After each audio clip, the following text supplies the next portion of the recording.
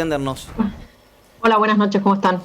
Muy bien, más o menos con una iniciación similar a la que hacemos con Daniel Funes de Rioja, pero en este caso desde la posición oficial. ¿Qué puede hacer un gobierno? Si quiere me puede hacer un planteo más de lo general a lo particular, pero me interesa esta consulta, para descalzar los precios internacionales de la mesa de los argentinos, si no es vía retenciones o vía cupos, que parece no haber, no sé si la palabra es plafón político, la expresión, o algo similar, bueno, para poder operativizarlo.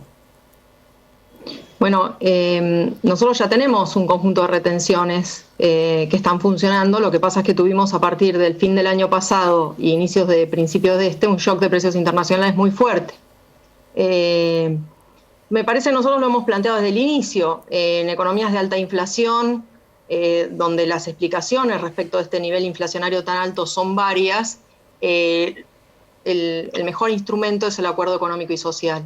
Hay muchas disparidades sectoriales, no todos los precios se comportan igual, entonces no queda otra que sentarse a una mesa y desandar en cada uno de los sectores esa cadena de valor y ver dónde están los saltos más importantes.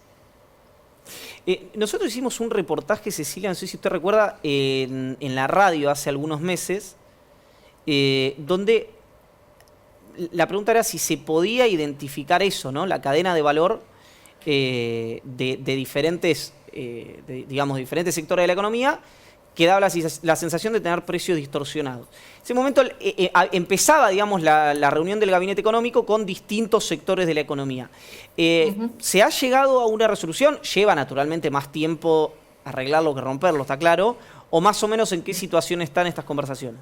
Hay distintas mesas que representan a cada uno de los sectores y es cierto, como yo escuchaba una parte de la entrevista a Funes de Rioja, que el impacto de los precios de los alimentos, pero también de otros commodities, tiene parte de la explicación.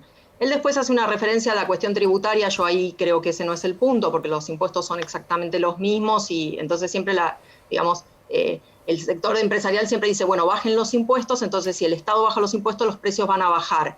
No, los precios no bajan, cuando uno baja los impuestos no funciona de ese modo y tampoco la inflación está explicada por los impuestos. Entonces sí, se han detectado algunos de estos saltos muy importantes en los precios y se han pedido todo tipo de explicaciones, que son las que se ven en los diarios, ¿no es cierto? Eso no quita seguir dialogando. Porque de todos modos, obviamente, cuando uno va al supermercado tiene que hacer sus compras y uno tiene la oferta que tiene. Se ha avanzado mucho, a pesar de que estamos con niveles altos de inflación y entonces es difícil comunicarlo, pero yo también los escuchaba. La ley de góndolas es un instrumento que no puede dar, no es un instrumento para controlar la inflación, pero sí es un instrumento muy importante para diversificar, tener en la góndola varias empresas. Eso implica también cierta competencia, implica darle un lugar a las pymes, implica, si lo pudiéramos hacer bien y con tiempo, que la economía popular también tuviera su lugar en las góndolas. Entonces se vienen haciendo un montón de cuestiones. La Secretaría de Comercio Interior ha trabajado muchísimo, pero bueno, estamos todavía con este golpe muy fuerte de los precios internacionales, y no es solo eso, sino que también tuvimos saltos muy discretos cuando hubo reaperturas de determinadas actividades. Entonces ese índice que uno ve como inflación general también está explicado por estos saltos en otros precios, ¿no? Claro. Pero no queda otra que seguir trabajando en esas cadenas de valor, identificar las cosas que están fuera de lugar, llamar a los sectores a dialogar. Y quiero decir también que en esa mesa, que también están los trabajadores, la verdad es que todo el año pasado, pero en lo que va de también, entre los trabajadores y las trabajadoras y sus representantes ha habido un compromiso muy fuerte. Discusiones muy interesantes y una posición muy constructiva respecto de las paritarias. Y yo eso lo quiero mencionar. Del lado empresario, la cosa es un poco más heterogénea. Claro. Cecilia, respecto al tema carne, me da la sensación que fue la decisión del cierre de exportaciones fue una medida cuando uno, digamos, ojeaba un poco, que nació huérfana, entonces piensa que era para negociar. Y el jueves llegó una propuesta, corríjame usted si estoy diciendo algo incorrecto, del Consorcio de Exportadores de Carne al Gobierno Nacional, y entiendo que hay otra también mañana o el martes, como que el Gobierno le devolvió la propuesta al Consorcio de Exportadores y va a haber una nueva propuesta del tema de cantidad de toneladas, precios, cortes, etcétera, a comienzos de la semana que inicia mañana. ¿Algo de esto que hemos dicho es así o algo es incorrecto? Hay diálogo, sí, hay diálogo, hay propuestas que van y vienen, es lo que tenía que suceder. El presidente siempre ha indicado en todas las circunstancias que los sectores tienen que venir con las propuestas, ellos conocen cómo son sus negocios y son los que tienen que traer a la mesa las soluciones. Y en este caso eso está sucediendo, pero no puedo anticipar mucho más que eso. Estefanía.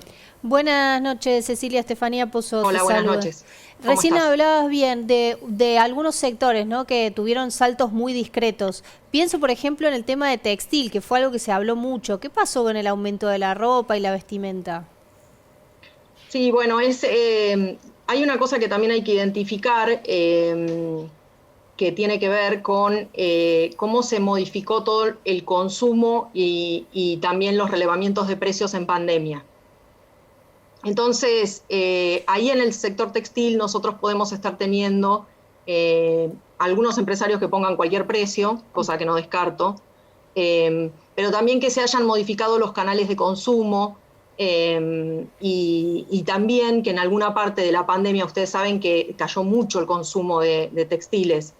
No la parte de sábanas, toallas, no las cosas que son para dentro de la casa, pero sí lo que la gente usa. Indumentaria, digamos, de temporada, digamos. Y básicamente porque si estabas en tu casa el año pasado, la verdad es que necesitabas menos ropa y a una fiesta no fuiste en todo el año. Entonces, ahí se notó una caída muy fuerte del consumo. Después, cuando el consumo empezó a recuperar, bueno, ahí lo que pasa es que en general los empresarios quieren recomponer margen y lo hacen en algunos casos de una manera muy brutal. Uno puede recomponer margen por precio o por cantidad. La verdad es que ese llamado a sentarse a esa mesa es que lo hagamos todos por cantidad y no por precio. Y quería una cosita que lo había escuchado también a Funes de Ríos que me parece interesante, porque por ahí él decía que deberíamos devolverle una parte de los impuestos a los sectores que la están pasando peor o que tienen los niveles de ingresos más deprimidos, y eso ya sucede. Nosotros devolvemos el 15% de todas las compras por tarjeta de débito en el caso de los jubilados y jubiladas que tienen la mínima, y en el caso de los beneficiarios de asignación universal por hijo y asignación universal por embarazo. Eso más o menos es una inversión en el año de unos 5.000 millones de pesos, así que eso ya está en marcha. Sí, eso para las personas que están mirando es automático, son hasta 700 pesos. Exactamente. Y hasta 1.400. Claro, hasta 1.400 sí. Para dos asignaciones. Sí, las compras se tienen que hacer con la tarjeta de débito para las personas que estén mirando así que estén interesadas. Eso es interesante, efectivamente, solo si lo haces, obviamente en efectivo no, solo si lo haces con la tarjeta de débito, y eso me parece interesante que la gente lo sepa si puede hacerse de ese beneficio. Exacto. Con la tarjeta de débito con la que se cobra el beneficio. Ahora, la pregunta es, ¿qué pasa hacia adelante? ¿Qué es lo que va a permitir empezar a reducir la inflación? Porque Guzmán dijo, la inflación más alta del año va a ser en marzo. ¿Qué es lo que permite que hacia adelante, por lo menos en la lectura de ustedes, vaya bajando la inflación? Bueno, no estamos esperando otro shock de precios como el que ya tuvimos internacional. Por otra parte, el tipo de cambio viene también comportándose de una manera más tranquila que la del año pasado, y aunque estamos teniendo estas restricciones sanitarias que hacen que en algún momento algunos sectores tengan que cerrar y luego volver a abrir, no se parece en nada a lo del 2020. Tampoco tenemos el desajuste que tuvimos el año pasado cuando tuvimos esta presión fuerte para devaluar, que eso también generó esa expectativa de evaluación, generó cierto acomodamiento de precios. Así que me parece que deberíamos ir viendo un descenso paulatino de esos niveles muy, muy elevados que tenemos mensualmente. Pablo. Sí, Cecilia, ¿cómo va? ¿Qué tal? Decisión del confinamiento anunciado el jueves pasado, entró en vigencia el sábado, 9 días. ¿Cuánto influyó el análisis, no solo sanitario, que le acercaron los expertos, los epidemiólogos al presidente de la Nación, sino cuánto influyó esta cuestión de que no sea una medida que impacte muy duramente sobre los sectores de la economía, teniendo en cuenta que el confinamiento obliga a cerrar a todos los comercios no esenciales? ¿Fue un elemento efectivamente que estuvo a la hora de tomar esta decisión, que sean 9 días y no 15 o 20 días? No, bueno, pero en realidad el DNU son 20 días. Sí, el entonces hay una primera parte, claro, hay una primera parte de restricciones más duras, luego volvemos a la situación que teníamos anterior al viernes, que de todos modos sigue teniendo restricciones, particularmente sobre la nocturnidad, y luego el fin de semana del 5-6 volvemos a estar en la situación que estamos hoy. Entonces, en realidad, no, me parece que es un paquete un poquito más grande.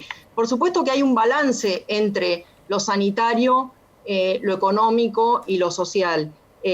Al mismo tiempo, nosotros, como sabemos que estos días que la gente no se puede mover con normalidad y algunos negocios de hecho no pueden ni siquiera abrir, desplegamos una gran cantidad de asistencia, que de hecho se publicó exactamente el mismo día. El Repro, digamos, con todas las cosas nuevas que le pusimos al Repro, salió publicado en el mismo boletín oficial que el decreto de necesidad de urgencia que pone estos nuevos plazos. Y me parece importante decirlo porque escuché a algunos dirigentes diciendo que en realidad el gobierno no había tomado no estaba tomando ninguna política adicional, y eso no es cierto. Y aprovecho para decir que mañana se abre la inscripción en el Repro, es a través de la página web de AFIP, así que todos los empresarios y las empresarias pueden anotarse, sean críticos o no críticos.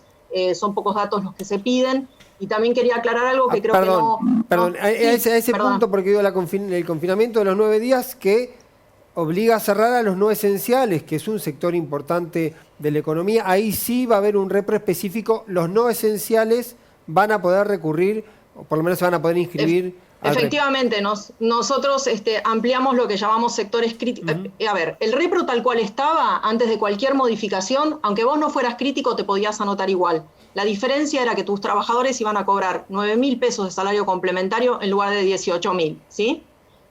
Para que ustedes tengan una idea, nosotros en abril atendimos 13.600 empresas con 400.000 trabajadores. Esto antes del nuevo Repro. El nuevo Repro no es nuevo, es el mismo Repro, pero con algunas cosas que nos parece que para esta etapa son necesarias. Aumentamos el salario complementario que le paga el gobierno nacional a todos los trabajadores y trabajadoras, las empresas que se anoten y pasen los filtros, de 18.000 a 22.000 pesos. Metimos un conjunto de actividades que no eran consideradas críticas para que puedan cobrar los 22.000 pesos, y también estamos haciendo dos cosas más que me parecen importantes. En abril lo hicimos con los monotributistas de gastronomía. Si vos tenías un pequeño negocio en donde vendías alimentos y vos en realidad sos jefe y sos también trabajador y por ahí te ayuda alguien de tu familia o por ahí tenés un solo empleado, ese empresario o empresaria muy pequeño podía también anotarse y recibir esos 18.000 pesos. Lo habíamos hecho nada más que para gastronomía. Ahora, en este Repro que se inicia mañana, todos los trabajadores autónomos y monotributistas se pueden anotar. Y entonces, sí, pasan los filtros, que básicamente es de facturación, van a ellos también poder recibir estos 22.000 pesos, que a nosotros nos parece que puede ser una ayuda para pagar algún gasto, algún servicio, algún impuesto que quedó sin pagar, y nos parece que puede colaborar. Y por último, ya termino, sé que es medio largo, también se comparan 3 semanas de mayo, es decir, nosotros la cuarta semana de mayo de facturación no la vamos a tomar, vamos a hacer que sea 0. O sea que vamos a comparar para ver si no superás los límites de facturación 3 semanas de mayo de este año, del 2021, con el 2019. Obviamente no usamos el 2020 porque está totalmente deprimido y fuera de toda escala.